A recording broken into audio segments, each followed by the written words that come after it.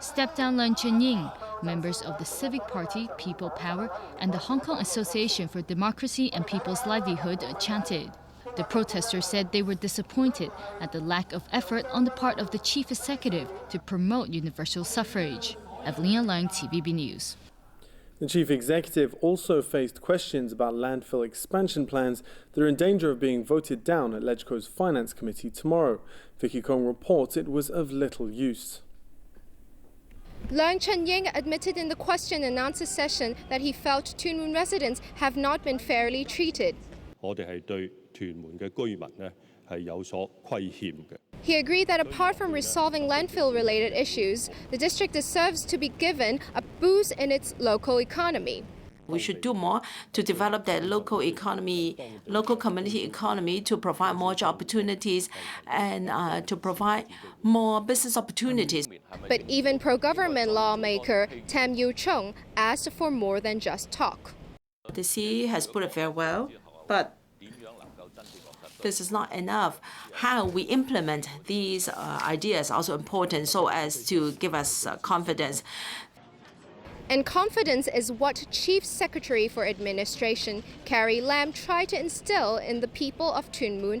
Lam offered 4 major improvements for Tuen Mun, including the widening of Lim Wan Road, which will link the area to Yuen Long, and taking up the extra cost of a footbridge to be built across Tuen Mun River. But even with these promises, the Tuen Mun District Council is still against the government's plan to expand the landfill in the district. Surely we do need to have a very comprehensive policy to dispose of the solid waste. But it is very unfair to start with, or thinking to build and extend a landfill site in Tuen Mun with a view that this site will intake nearly 80% of all the solid waste in the coming 18 years. That is totally unfair that Tuen Mun should shoulder such a responsibility. Whether or not more of Tuen Mun will become a landfill depends a lot on the take of rural leader Lau Wong-Fat. Lau can influence at least 6 votes at tomorrow's meeting, but today he said he rejects the government's proposal. But despite Tam Yu-chung's questioning in LegCo this morning, his party, the Democratic Alliance for the Betterment and Progress of Hong Kong, which hosts 12 votes in the LegCo Finance Committee, will be supporting the plan. Vicky Kong, TVB News. Of defeated chief executive candidate Henry Tang admitted in court today to one charge of building unauthorized structures at her home. This led to the prosecution dropping a second charge against her. Diane To reports. Hand in hand, the Tangs showed up at the Kowloon City Magistrates Court this afternoon. The 2 charges against Lisa Kwok surrounded commissioning the building of a basement in her home without the prior consent of the buildings department between 2005 and 2010, as well as knowingly allowing the construction of illegal structures without the department's authorization between 2010 and 2012. Kwok pleaded guilty to the first charge today, although she requested an amendment of the dates involved. After a short break to discuss the details of the charges, the prosecution came back and dropped the second and more serious charge. The magistrate said Kwok's admission may affect the other defendants' cases and adjourned her sentencing to the 30th of this month. Her usual smile frozen on her face as they left the court, Lisa Kwok sealed her lips on the matter, leaving it up to her husband to explain the case to the media scrum that barely let them leave the court. The 2 charges cover 7 years. It does not take 7 years to construct a basement. It takes only a few months to construct a basement. So if we plead guilty to the first charge, then the second charge will have no grounds to stand on. Tang again insisted he did not make his wife the scapegoat for the case after the massive unauthorized basement was exposed in his Kowloon Tong home while he was running for chief executive last year. Following a year-long investigation, authorities pressed charges earlier this year. The 3 other defendants have pleaded not guilty to their charges, and the court has adjourned the cases until November. Diane To, TVB News. The US and China agreed to increase efforts to lower carbon emissions as the 2 countries kicked off high-level talks in Washington. US Vice President Joe Biden said China's economic rise is good for America, but stressed cyber-enabling theft must stop. Alan Buckner reports. The annual talks, called the Strategic and Economic Dialogue, are taking place just a month after the presidents of the two countries held an unconventional summit in California. Leading the U.S. delegation, Vice President Biden continued with a theme set at that summit: Washington's growing anxiety about Chinese cyber theft. We both will benefit from an open, secure, reliable Internet. Outright cyber-enabling theft that U.S. companies are experiencing now must be viewed as out of bounds and needs to stop. Biden also touched on China's attitude towards territorial disputes in the South China and East China Seas. We both benefit from freedom of navigation and uninhibited lawful commerce. That will deepen and it will also become more apparent in need, and it will depend on how China approaches its territorial disputes with its neighbors and how we work together to advance common interest. Leading the Chinese delegation, Vice Premier Wang Yang welcomed the increased dialogue between the two countries. Wang expressed a desire to step up Chinese investment in U.S. shale gas. China, which has the world's largest shale reserve, is eager to get the know-how of the more effective American drilling technology. The two countries, the world's top emitters of greenhouse gases, agreed to 5 initiatives to reduce carbon output from the largest sources, including heavy-duty vehicles and coal-fired power plants. In tomorrow's second and final day of talks, officials are expected to grapple with a wide variety of topics, including Iran's nuclear program, the civil war in Syria, and human rights. Alan Buckner, TVB News. Landslides and floods triggered by heavy rain in Sichuan province have left at least 19 people dead and 50 others missing. Many of the casualties were from a massive landslide that struck a scenic resort outside the city of Dujiangyan. More than 350 tourists were rescued from the area as of last night. Meanwhile, some 2,000 people were led to safety after being trapped for hours in a highway tunnel between Dujiangyan and Wenchuan. The region has been hit by the most serious rainstorm in 50 years. More details are emerging about the deadly Asiana Airlines plane crash in San Francisco. The black box recorder reveals the pilots reportedly relied on automatic equipment for both airspeed and landing. Sonia Artero reports. Scrutinizing pilot interviews, cockpit recorders, and control tower communications, investigators now know even though Flight 214 landed too slow and too low, the plane's automatic controls were armed. We see multiple autopilot modes, and we see multiple auto throttle modes. What inspectors still need to determine is if the pilots were controlling the plane, if the automated controls were activated mistakenly, or if the pilots even understood how to use them. The pilot sets what he wants in different modes, but then there is a responsibility to monitor that he's getting what he asked for. NTSB maintains 2 pilots are always manning the plane so that if controls malfunction, their expertise of landing a plane safely kicks in.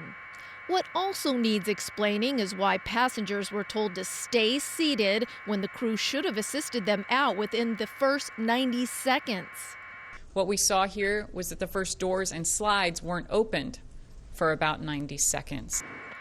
Passengers maintain flight attendants didn't begin evacuating the plane until a fire broke out. Hoping to set the record straight, flight attendants in question held their own news conference. The cabin manager maintains they were working as hard as possible to recover from the accident. Of the 6 flight attendants who remain hospitalized, 2 were pinned by emergency slides that inflated inside during the impact. Meantime, the world's largest pilots union is criticizing the NTSB. The Airline Pilots Association International says the agency has released too much information too quickly, which is fueling rampant speculation. Sonia Artero, TVB News. The United States still plans to go through with the delivery of 4 F-16 fighter jets to Egypt. The disclosure comes as Washington walks a careful line, neither welcoming last week's ouster of President Mohamed Morsi nor calling it a coup. Meanwhile, Morsi's supporters continue to protest in Tahrir Square in Cairo, demanding he be reinstated. Morsi's Muslim Brotherhood is calling for mass protests tomorrow. This follows the arrest of some of its leaders, who the army blames for inciting violence that saw 55 people killed on Monday. And in sports, a wild first day of the Ashes at Trent Bridge, with England and Australia struggling to gain an advantage. Jameson Wong has more. The hosts won the toss and got off to a fast start at Trent Bridge. They went 178 for 4 before a monumental collapse, losing the last 6 wickets for 37. England were a disappointing 215 all out. Australia's Peter Siddle took 5 wickets. However, England's bowlers responded and reduced Australia to 75 for 4 at stumps. The highlight was fast bowler Steve Finn taking out Shane Watson and Ed Cowan on consecutive balls. I think it's pretty even at the moment. Maybe we may have our noses ahead. You know, it's a very, very tight battle at the moment. You know, to be bowled out for 215 after winning the toss was something that we hadn't hoped would happen. But we are in that position now. And to have them 4 down was was a good result for us at the end of the day. Pretty even, Stevens, isn't it? Tomorrow's going to be a pretty big day, as most of the days are throughout the Ashes series. So we have to bat well tomorrow, we know that. This was the 10th time 14 or more wickets fell on the first day of the Ashes. Jameson Wong, TVB News. And tonight's winning marks 6 numbers are 14, 26, 28, 38, 39, 45, and the extra number is 8. And brace yourselves for tomorrow's weather. Conditions will be very hot, along with isolated showers and a bit of haze. That's it from us in the newsroom. Thanks for watching. Good night.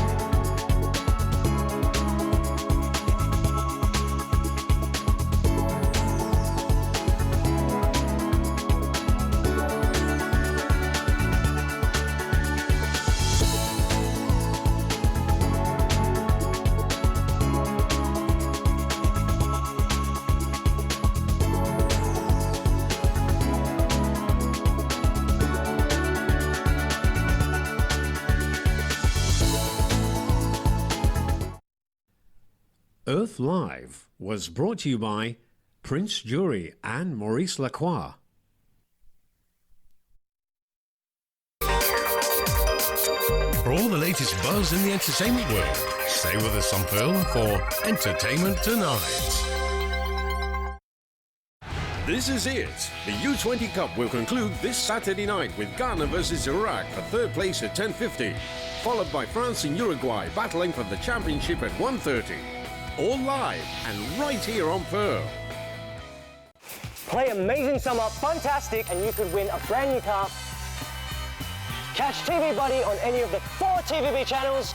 Choose the correct icon on TVB Fun and earn yourself a lucky draw chance, plus a bonus card. Every TV Buddy you find on the card will win you an extra lucky draw chance.